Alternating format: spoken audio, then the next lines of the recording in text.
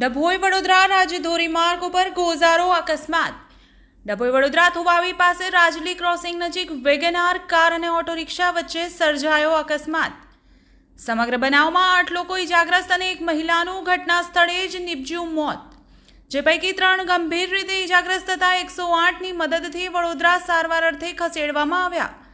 ડભોઈ વડોદરા રાજ્ય ધોરીમાર્ગ ઉપર થુવાવી ગામ નજીક અંબાવ ગામની 3 મહિલાઓ ઓટો રિક્ષામાં સવાર થઈ વડોદરા તરફ જઈ રહ્યા હતા, તો બીજી તરફ વેગેનાર કાર નર્મદા પરિક્રમા કરી પરત વડોદરા તરફ જતા રાજલી નજીક ઓટો રિક્ષા અને કાર વચ્ચે અકસ્માત સર્જાયો હતો, જેમાં ઓટો રિક્ષામાં ચાલક સહિત 2 મહિલાને ઈજા થઈ હતી, તો અંબાવ ગામના મંજુલાબેન મગનભાઈ તડવીનું ઘટના સ્થળે જ મોત નીપજ્યું હતું અને કારમાં સવાર 5 લોકો ઈજાગ્રસ્ત થયા હતા, જેમાં 2 લોકો ગંભીર રીતે ઈજાગ્રસ્ત થતા વડોદરા સારવાર અર્થે લઈ જવાયા હતા।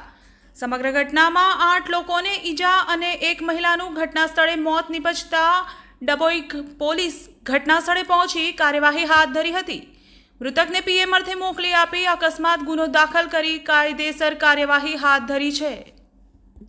આજે સવારે અંદાજે 8:30-9 વાગ્યાની આસપાસ અમારા ગામના 4 બહેનો અને એ કામ અર્થે રિક્ષામાં બેસીને જતા હતા કિસાનનગર, તો અહીંયાથી રાજલી ક્રોસિંગ બસ સ્ટેન્ડ પાસે રિક્ષાનો 4 વ્હીલ સાથે એક્સિડન્ટ થયેલો। એમાં પાછળથી વેગેનાર 4 વ્હીલે એક્સિડન્ટ કરેલો છે, જેમાં ગામના 3 બહેનોને વધારે ઈજા થઈ છે, તેમને વડોદરા લઈ ગયા છે અને એક બહેનનું અવસાન થયું છે, તેમને ડભોઈ સરકારી હોસ્પિટલમાં પોસ્ટમોર્ટમ અર્થે લાવેલા છે।